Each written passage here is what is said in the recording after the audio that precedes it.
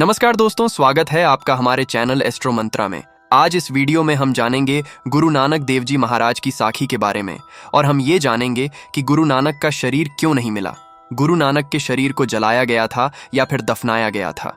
आइए ज्यादा देर न करते हुए आज की यह वीडियो शुरू करते हैं।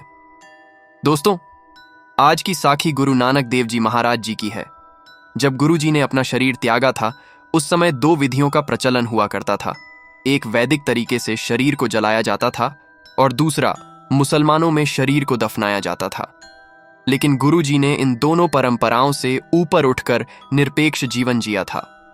उनका नारा था, ना हम हिंदू और ना ही मुसलमान, अर्थात मैं परम ज्योति का सेवक इंसान मात्र हूं।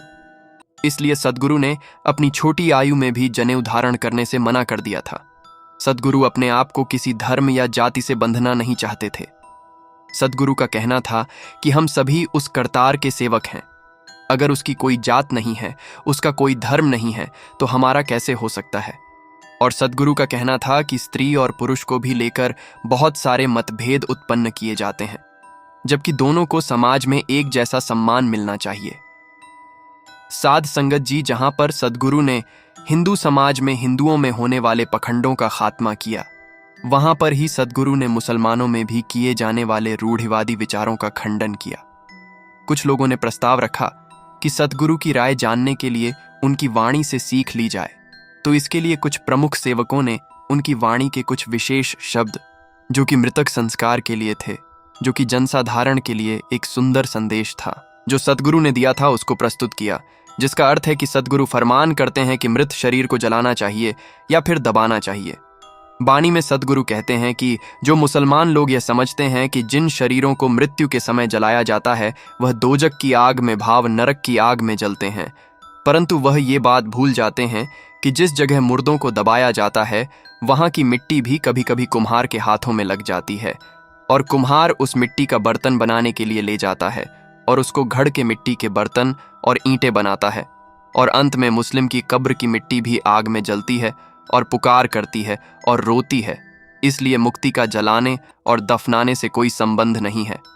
हे नानक, जिस करतार ने इस जगत को बनाया है, केवल वही इस भेद को जानता है।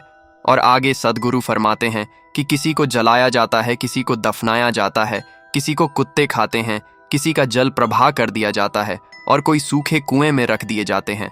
परंतु हे नानक, शरीर को जलाने से और दबाने से, दफनाने से यह पता नहीं लगता कि रूहें कहाँ जा बसती हैं। इस रचना को सुनकर सभी ने एकमत होकर कहा कि गुरुजी की इच्छा के अनुसार परंपरा से ऊपर उठकर कोई नई विधि अनुसार बिना कर्मकांड के उनका अंतिम संस्कार कर दिया जाए। इस प्रकार सद्गुरु का शरीर जल प्रवाह कर दिया गया ताकि उनकी इच्छा अनुसार उनकी कोई समाधि या जगह न बन सके।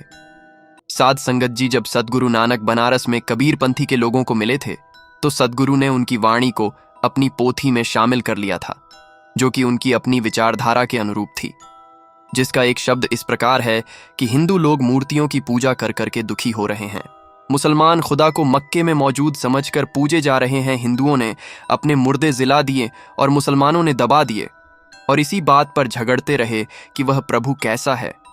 हे प्रभु, यह बात समझ में न आई। सद्गुरु नानक की मृत्यु के बाद क्या क्या हुआ, उस पर बहुत सारे ज्ञानियों के अपने अपने मतभेद है कि जब सद्गुरु नानक की मृत्यु हुई तो हिंदू और मुसलमानों में इस बात को लेकर झगड़ा हुआ कि कौन उनके शरीर को जलाएगा और कौन दफनाएगा। तो कहते हैं कि सद्गुरु का शरीर फूलों में परिवर्तित हो गया था।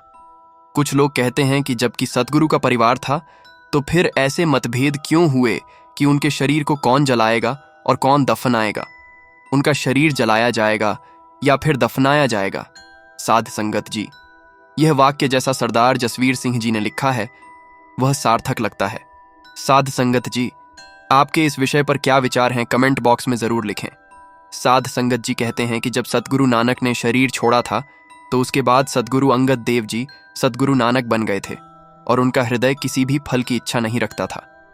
वह तो केवल प्रभु चरणों में लीन रहना चाहते थे।